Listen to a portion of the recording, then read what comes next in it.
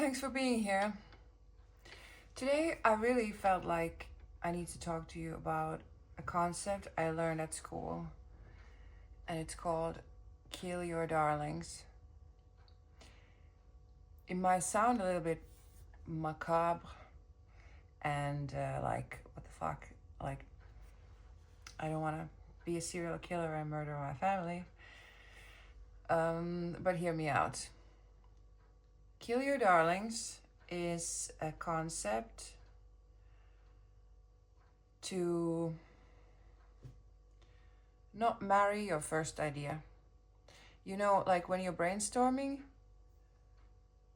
you get an idea and then you're like, yes, yes. And then you start working off of that. And sometimes you completely forget that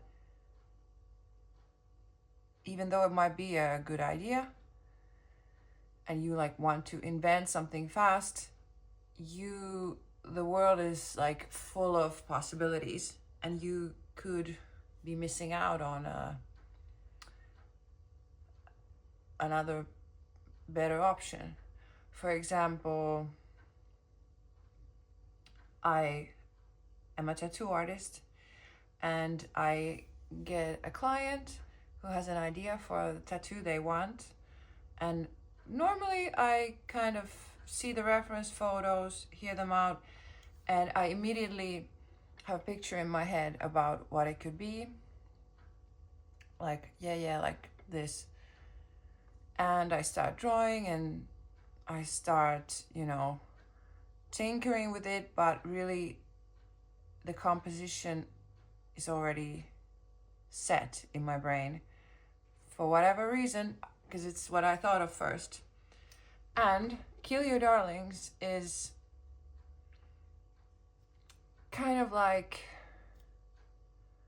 okay, I had this idea, it's a good idea, but what if we just forget about it? What if we just kill it? Like, we kind of already fallen in love with it and married it, but what if we just like pretend it never existed, like it's like dead to us, and think of other options? That's what Kill Your Darlings means, because sometimes you just like get too attached to your initial idea, and it can happen with anything. I guess especially creative things, like you want to write a book and you've been thinking about it, and like you have this character and it's gonna be a mystery, and you get kind of stuck with it. Sometimes it's really helpful to just blow everything apart and kill your darlings and just be like, okay, if I didn't have this book idea, what other book ideas are there that could possibly interest me? And just brainstorm, and you will think so much more outside of the box when you're like, I already have my perfect sweet idea that I love I want to use. But if you just, for the sake of it, get rid of that idea, and I mean, you can always come back to it. It's never like, no idea is ever completely murdered. You can always come back to it, but just for now, like for shits and giggles, pretend it doesn't exist. Pretend if you couldn't write a mystery novel, maybe you could write some kind of a funny biography, or some kind of a erotic horror. Maybe erotic horror biography, or just like brainstorm, but leave your favorite idea out for a while and see how much more outside the box you can think. And it can really reveal something that you can at least use with your initial idea. Like, will help you make it more interesting. For example, the tattoo design, what if I just blew the elements apart and put them together in a different way? Or if somebody wants some kind of symbolism, like their family's birth flowers and some birth years, for example, there's so many ways you can incorporate that into a tattoo. And maybe something has already been done and you don't always need to reinvent the wheel, but to come up with something truly unique, it's worth it to challenge your initial ideas. And if they're really that good, they will stand the test of time. They will stand being challenged. They will survive being killed. And it just really blew my mind that all of this applies to guys too, or like love too. Don't get so attached to the first one that like kind of makes you feel good. And if it's something real, it will stand the test of time. Like, you don't need to obsess, you don't need to like marry it like in your mind so early on. You can kind of like see and just chill and just entertain different ideas, and that will just help you realize if the initial idea was really, really that good, or if, you know, you just kind of got carried away with it and there's actually something a million times better. You're welcome. Everything applies in all areas of life, really. And it's just a really good brainstorming tool. Even when you're planning something like an event, a date, a workout routine, a brand, you're writing a song, writing a book, drawing, cooking even, just planning your life, planning your route, recreating your identity, searching for music, whatever. Gift giving. Like, what if I didn't do this the way I always done it, even though it kind of works? What if just for the sake of it, I would not be able to do it that way? It just forces you to be more creative. And one thing that I'm not doing, because I'm kind of, I sold myself the idea that my apartment is so small that things like the furniture can only kind of fit one way and anything else doesn't make sense. But I don't know if that's really true. Like, if I would really just pretend this way wasn't even possible, I could probably do cool stuff with it. I mean, of course, my sofa is kind of big. I really don't want to get rid of it, so it limits me, but limitation also is very good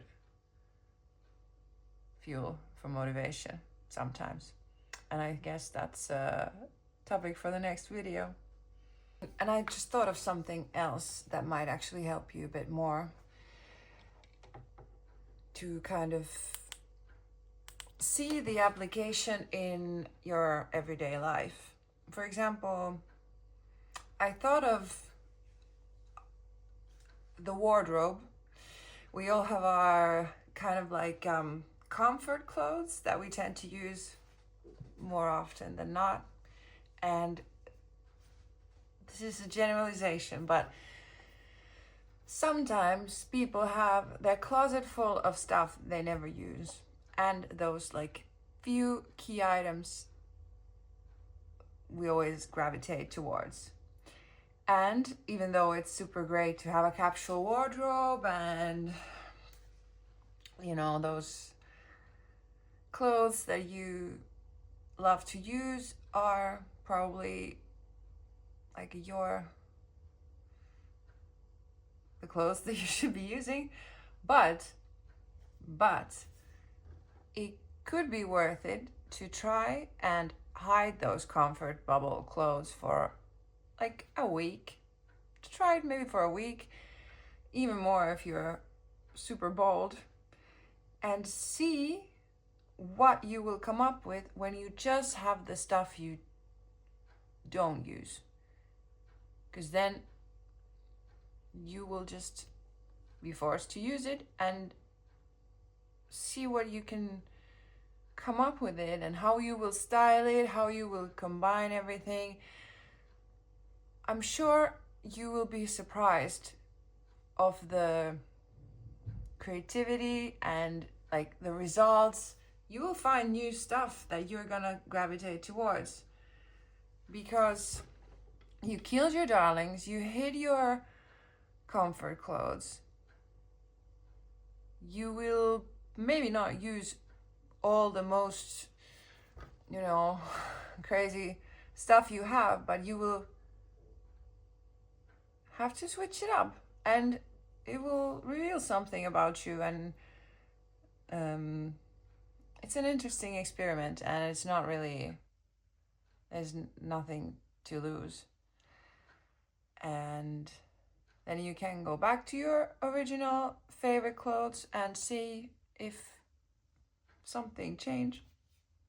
Maybe you're a bit more open to something different. It's just I think it's a really good tool to like force yourself / inspire yourself to do things differently, get out of your comfort zone, which is always good, and we never want to do it. So the best way to do it is like in a light-hearted, playful way, like a little style challenge, or in whatever ways it suits you. That's just the one way to apply it to your everyday life. And yeah, thank me later.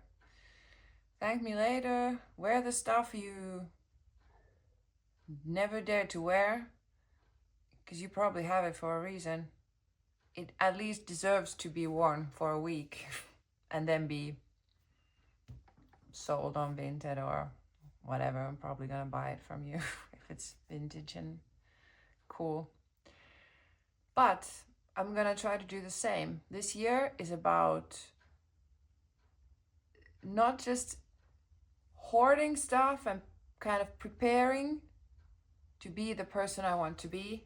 It's time to really embody her. And instead of just accumulating the clothes and stuff and ideas, really put them into practice. Really use the clothes, do the things, be the person I want to be. And I know I am. And yeah, my goal for this year is to do this YouTube thing that I've really been putting off, really been putting off for a long time, because it's scary. And another thing is I really want to, oh my God. I can't with the camera just. Anyway, I think the most important thing was what I said and not really my eyebrows. Anyway, I will get better at this, don't worry. It's like the quote I really want to live by this year. Let me just go find it.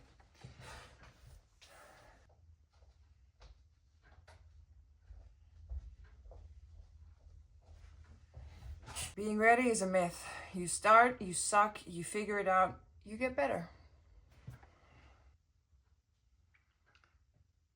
All you need is the audacity to suck at something new and the stubbornness to keep sucking until you don't, and you can do anything in life.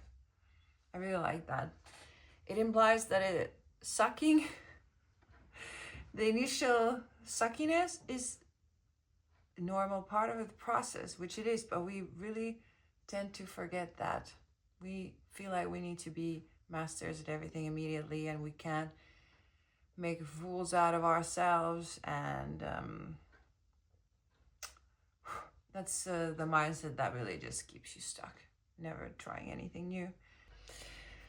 I hope you got something out of this, and I really look forward to talking to you again about creativity, mindset.